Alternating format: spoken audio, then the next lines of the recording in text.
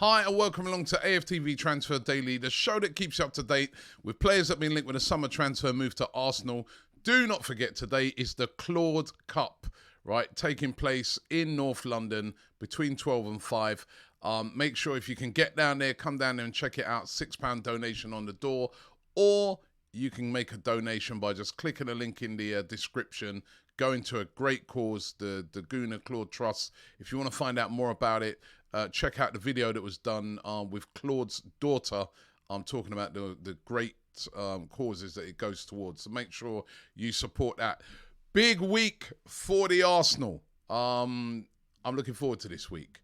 And I don't always say that when it's a transfer window, but I am looking forward to this week because we should see a couple of announcements. The Matt Turner one we know about, but it's the Gabriel Jesus one. I'm hoping to see that done this week. Hoping to see him unveiled. Certainly, it should be all unveiled before Arsenal go away on pre-season. And I'm just glad to see that for once, we're looking like we're getting the big signings in so that we're prepared for that first game. Remember, the first game of the season, 6th of August, the Premier League kicks off with Arsenal, right, away to Crystal Palace. Yeah, the TV companies lined it up, but this time, let's hope that we're better prepared than when we went to Brentford last season with a half-cooked team.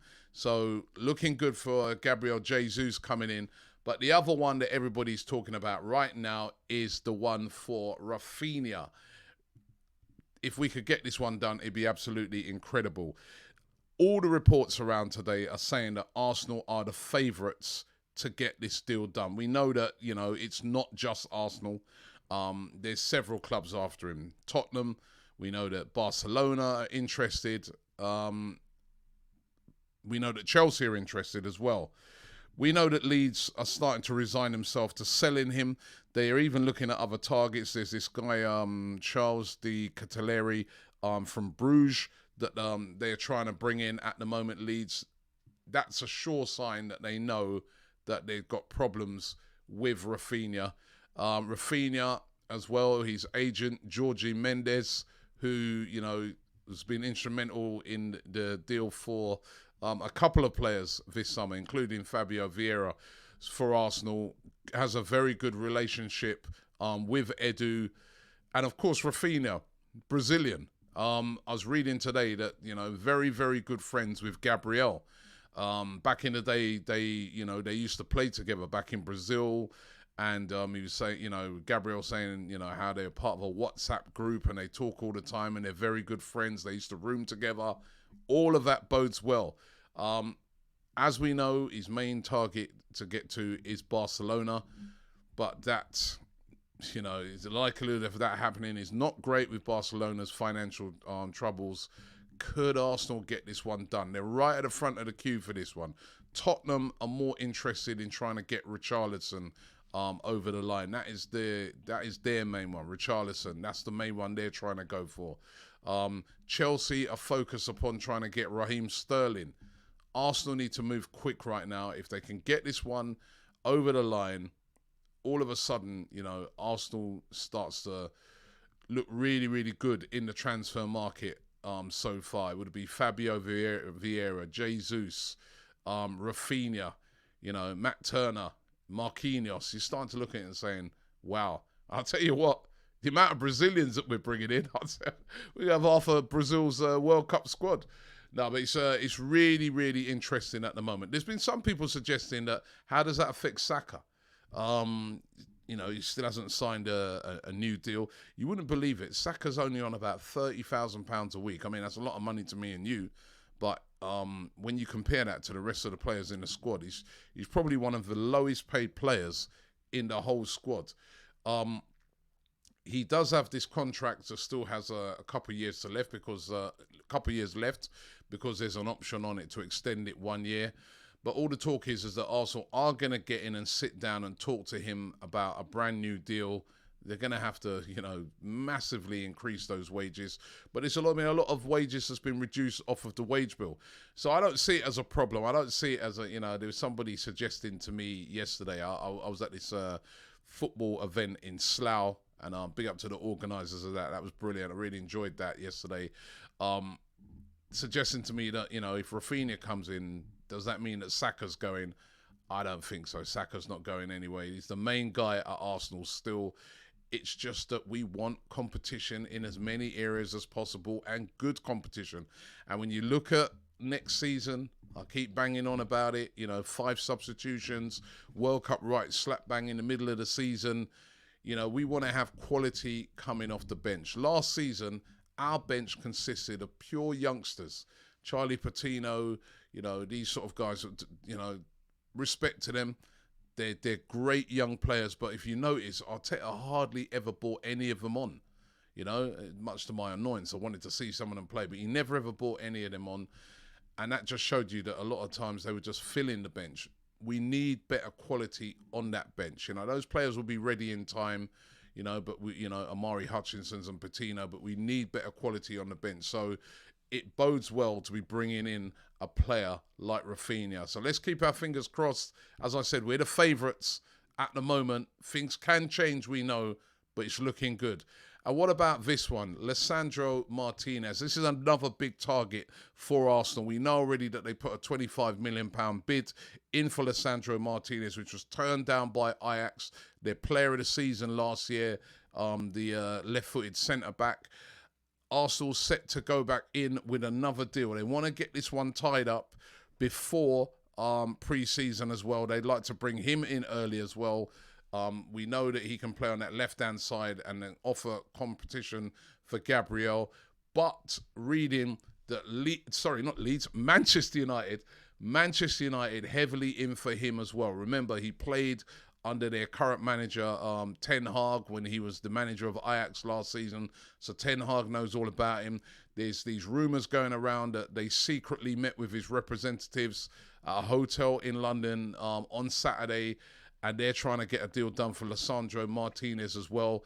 Lots of the rumours suggest that Lisandro Martinez prefers Arsenal over Manchester United. It was a bit of a surprise when you consider he played in under Ten Hag at Ajax, but then maybe he's looking for a new challenge. But obviously, it represents clear and present danger if Manchester United are involved. They've got the funds to do it, as we always know. And as I said, it's Man United. They're a big club. We can't deny that, as much as we don't like them. And he used to, be under Ten Hag, as I keep saying. So how's that one going to work out? What sort of money are we going to have to fork out for him? The people who are laughing at this and enjoying this the most are Ajax, because if you got Arsenal and Man United in the hunt for Lisandro Martinez, what do?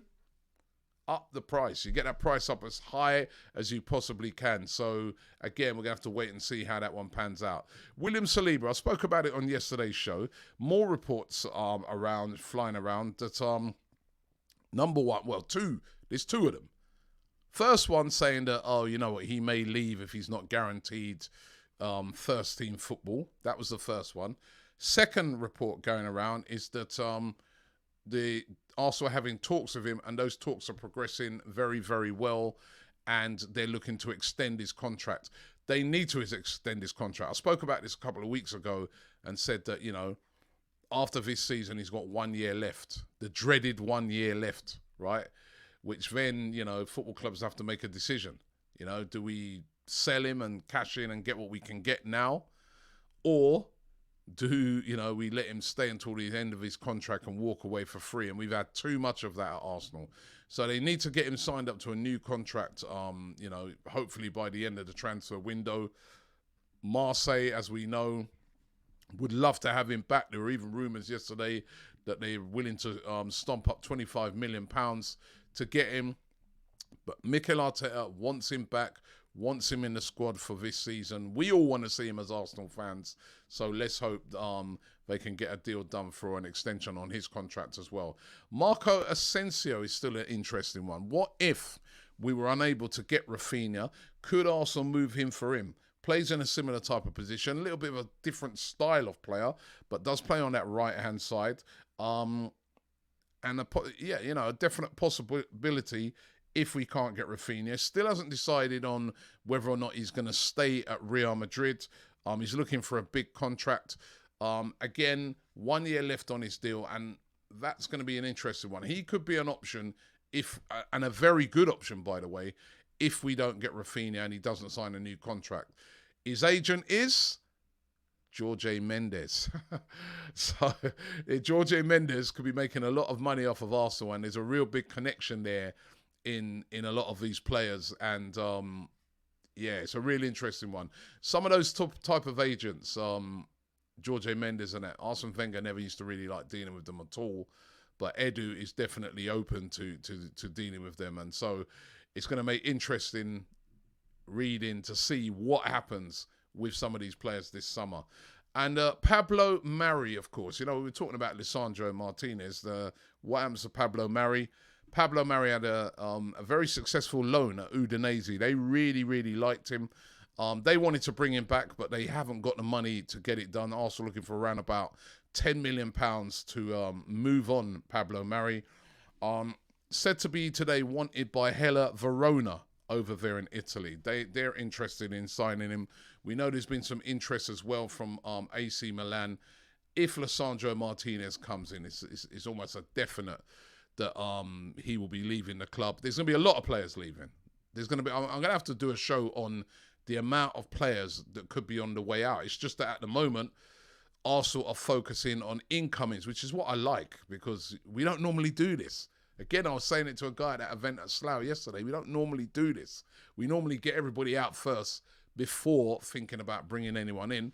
But at the moment, we're focused upon those players we want to bring in, and the players that need to go out, they can go out later on. And Pablo Murray is probably definitely going to be one of them, but where will he end up? Lots of clubs starting to be interested in him, which again is good for Arsenal, because that means they can get a decent fee for him. So those are the transfer rumours today. Looking forward this week, as I said, Jesus. Hopefully we can get that signing done. Looking forward to that. And yeah, onwards and upwards. Let's get some more in. Let's get them in before pre-season. Take a good look at them in pre-season. Get them fit and ready and start the season off with a bang. That would be brilliant. Thanks for watching the show. Don't forget, you can donate to the Gunnar Claude Trust. The link is in the description. Get involved in that. There's going to be videos coming up over the next few days as well of the games. Of course, AFTV, FC, SE Dons, the Wall FC, and Hackney Wick all competing in that competition. So get yourself involved and check that out and support that great cause. And yeah, don't forget to subscribe here to AFTV. Thanks for watching, and I'll see you tomorrow.